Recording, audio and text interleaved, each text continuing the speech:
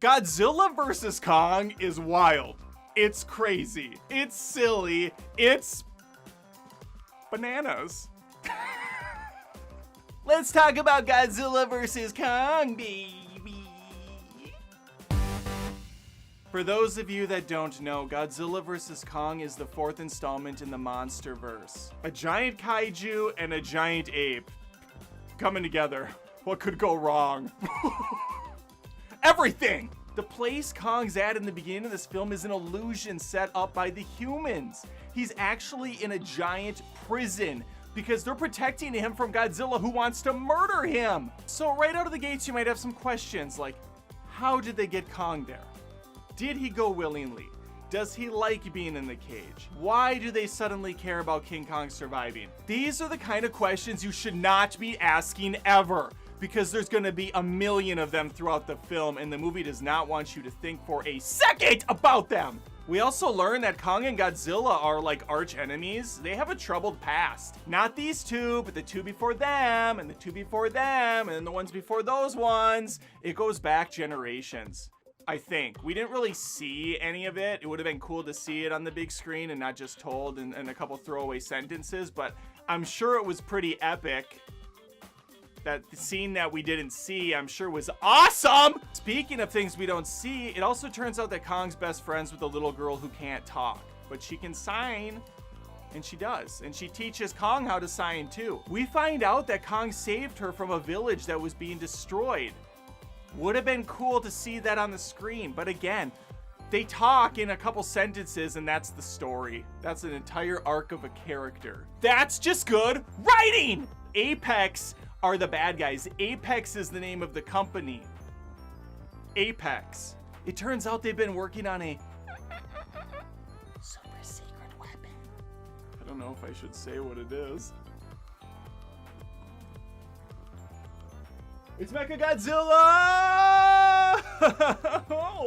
That's right, friends. Mechagodzilla's here, baby.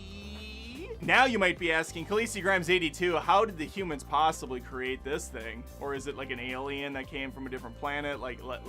Is it like the Iron Giant?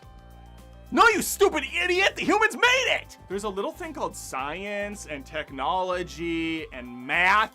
So what happened was a couple of scientists, those are real things. They took one of the hollowed out skulls from Ghidorah, that 3-headed awesome dragon titan. They hooked up a bunch of tubes to it, turned him neon, strapped an Asian dude in the middle with a VR headset, and next thing you know, boom! Mechagodzilla! It makes perfect sense! What happens though, unfortunately, is you can't keep Ghidorah at bay, Michael. And soon the thing is taking over the robot on its own, with its own free will. It kind of reminds me of the plot of Transformers like 40, when Megatron takes over the Galvatron or something. I don't know. Movies are smarter than me. Okay, so Godzilla and Kong are fighting constantly. There's this Apex company making secret things in the shadows. Who could possibly stop them?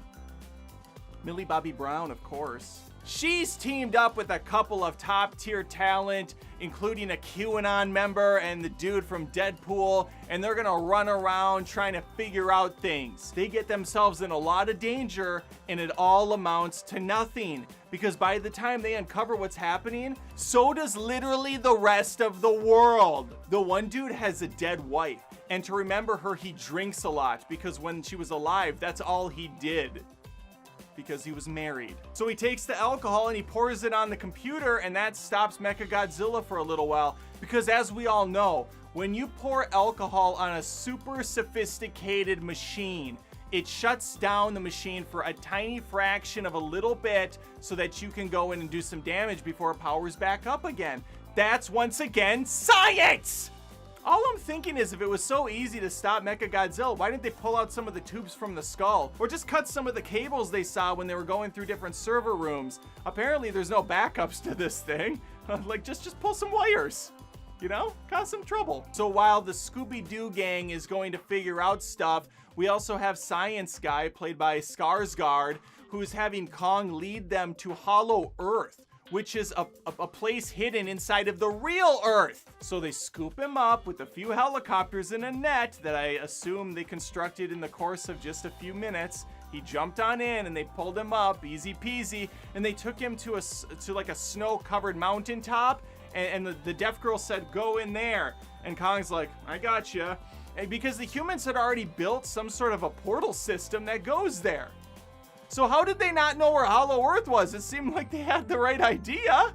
I love this movie! Listen, we all know Millie Bobby Brown is great, but there's another female character that comes into play later who turns out to be a double crosser. She's really like powerful and gorgeous and has like my favorite t-shirt ever on. I mean, I can't contain my excitement when she wears the black t-shirt.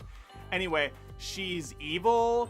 She takes advantage of the situation. She's smart though. She's cool. She's sexy. She's sleek. She's a strong female lead. It's about time. We don't get a lot of them. It's nice when they show up in these movies to do absolutely nothing and then die an unceremonious death, which I love, which is great, which I love. All in all, Godzilla vs. Kong is everything I always wanted. A monkey and a dinosaur thing fighting in buildings and in the ocean, and other stuff happens and it doesn't matter. I came up with this storyline when I was 4, and it's good to know that it works on the big screen today.